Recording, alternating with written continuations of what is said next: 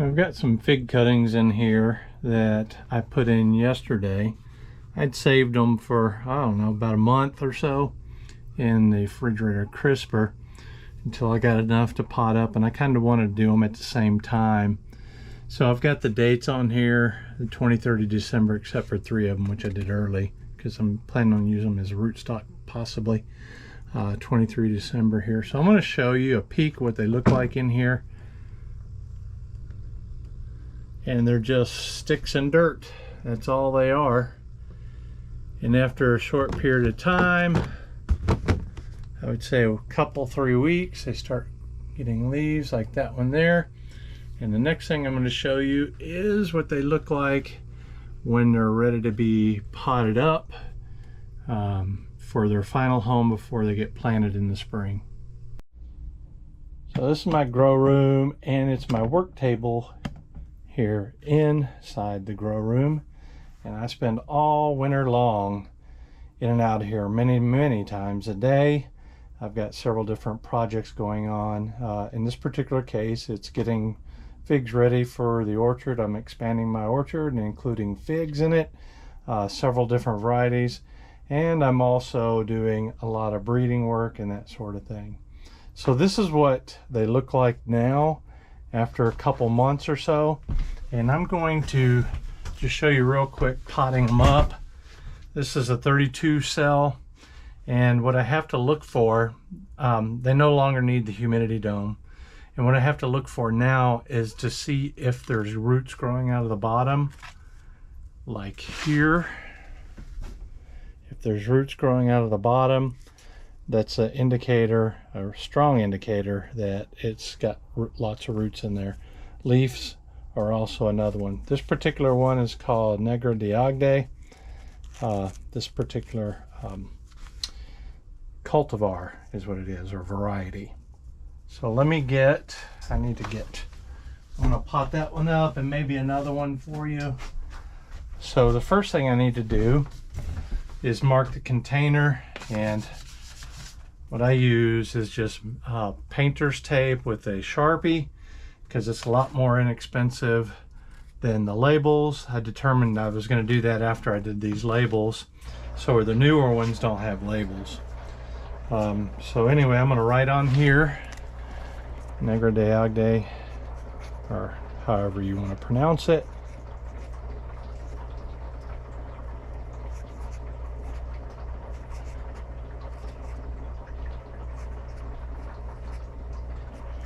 It might be a D apostrophe Agde, but it doesn't matter. Doesn't matter to me. So take the tape off, and I just put it on inside of the container, whoop, like so. Add a little catch underneath it to prevent spill when I water. Okay, so we know that this one, Negra de Agde, is going to work well. What I do is I take a container, the same container that I plant with, and I make an indentation in the mix, like so, and I'll pack it around it, press it in pretty good, and I'll put this template, I guess you could call it, at the level that I want it in the pot.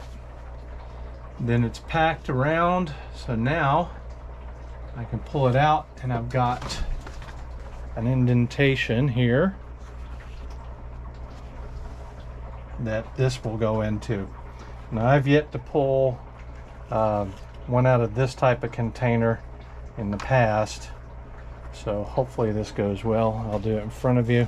Typically what I do is I turn it upside down, I squeeze the sides, and I gently pull it. I want to try to get those roots to come out with it. Okay, looked like that worked out fine. Now I'm going to set it. See, there's not a real ton of roots. I probably could have left this in there for another month even.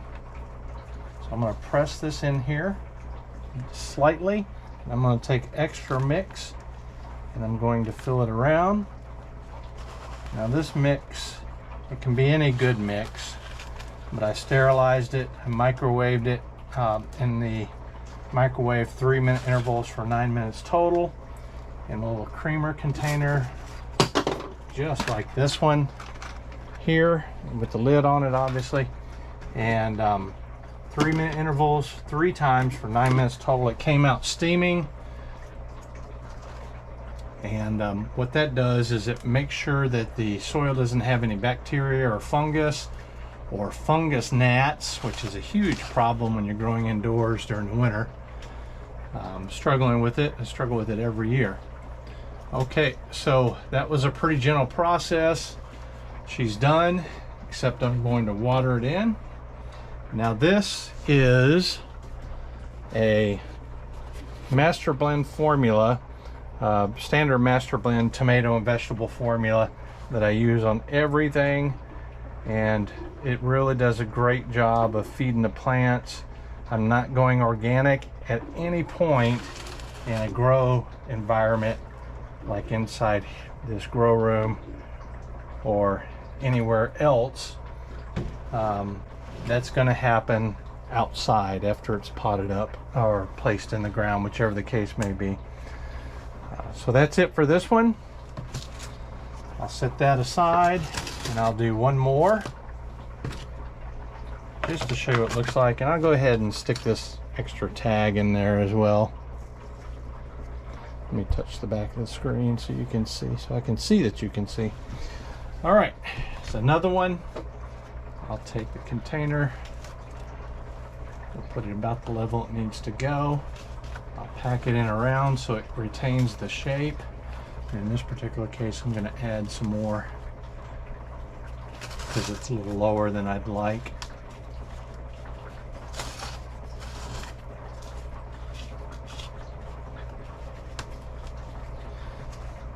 I could pack it all the way to the edge. But what the packing does is it helps keep the shape. Once I pull this out, it keeps it from collapsing. All right, let's see. This is dark Portuguese, and I don't see any roots on that one, so we'll go to the next one. There are some roots coming out here and over here. This is LSU Tiger, and I sure do love growing things. It's just amazing how you can propagate. This is called vegetative propagation, and most figs that everybody grows are propagated vegetatively because they're a form of a hybrid. They're not open pollinated because they don't grow them from seed over and over and over to tighten the genetics to where they're open pollinated like you get with tomatoes or other vegetables. And so they are, if you would save the seed from these, then what you'd get is variants, lots of different variants. If you save 50 seeds, you're going to get 50 different kinds of plants. And that's because the parents that made this, some figs are new, so they were created last year, year before, 5 years ago. But some have been around for centuries, and they've been propagated vegetatively. So what they do is they just take and they cut a piece of the limb off and they stick it in the ground like I did here, and it grows the exact same as the plant it came from because it's genetically exact copy. So that I find that really interesting. Also, most people grow what's called parthenocarpic figs. I mean, they're known as common figs, just like it sounds, C-O-M-M-O-N, common figs. And what that means is that it grows female figs only that do not need to be pollinated. Therefore, the only way they can grow without being pollinated is if they're parthenocarpic. You'll hear some people say they're self-pollinating. That's not true. What self-pollinating means is the plant it produces both male and female flowers on the same tree. In figs, the part you eat in a fig is actually a flower. And so it's a flower, the flower's on the inside encapsulated in, I guess they call it a syconium. I'm new to figs, so I'm learning as I go but I do have the general knowledge from other breeding that I do.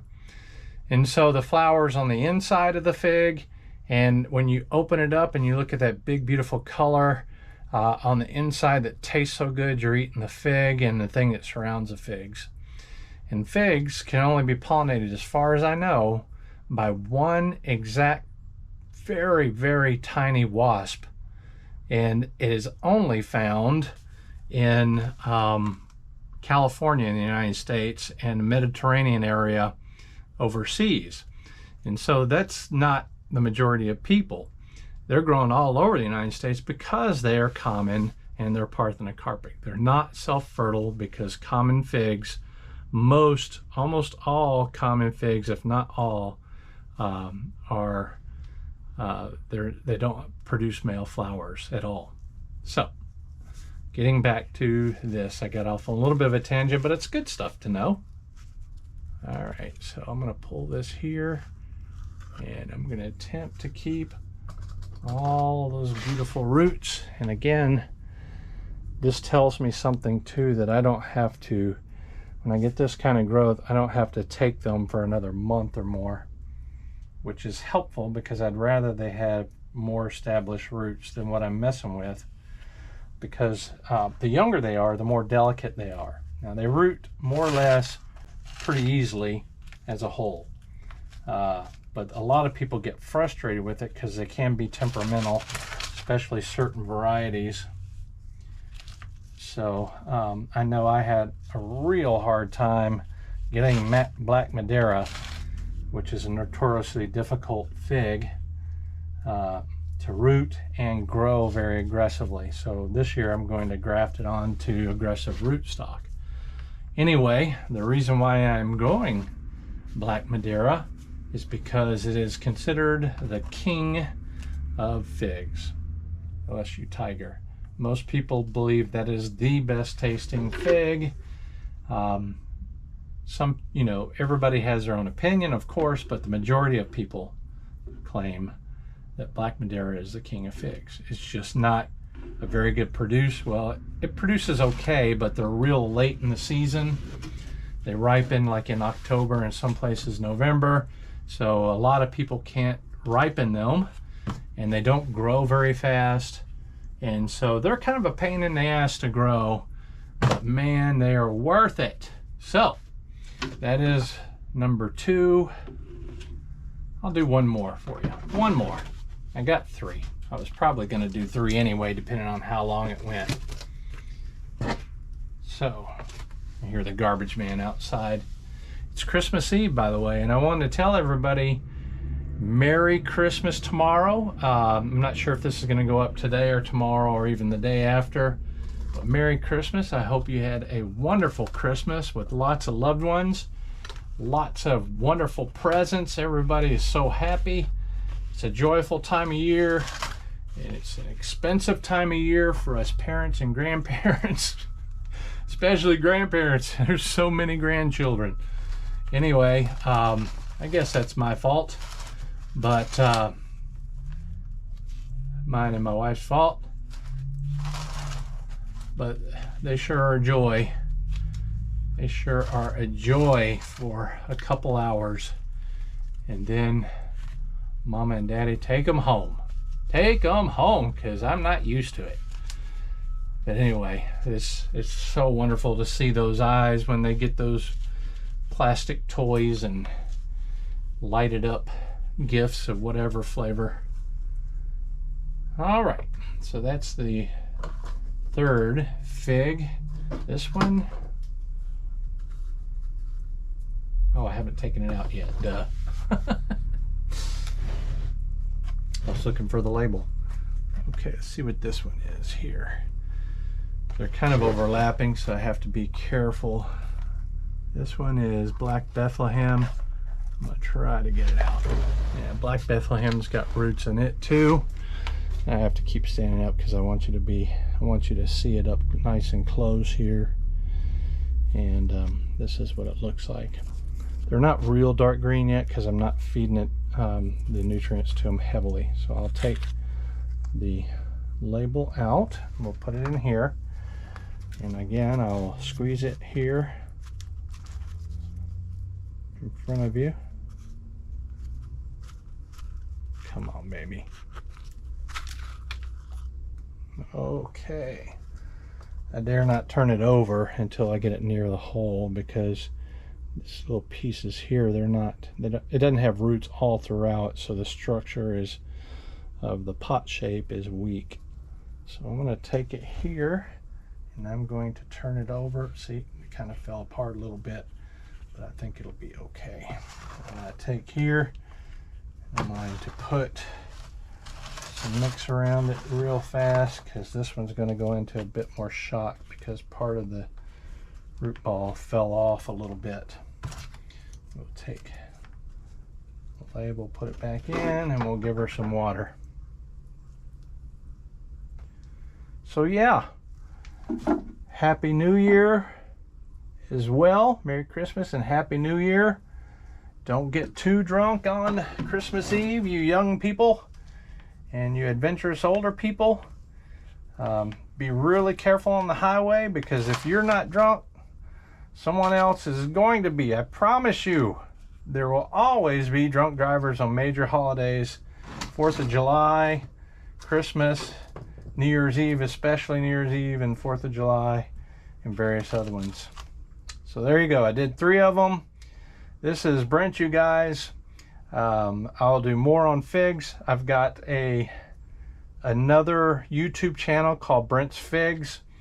And that channel, I'm only going to do like an orchard tour and taste testing. But this channel right here, because this is still applicable to this channel, will include fig stuff, but it'll be more detailed stuff like potting up or whatever. There's the 3 I just put in. There, and there. And so as you can see, there's others here. I've done similar things with them. And the fig orchard is underway. That one there has got some chlorosis on the leaves. I need to give it some nutrient and get it back in the game. Anyway, it's Brent, you guys. We'll see you in the next video.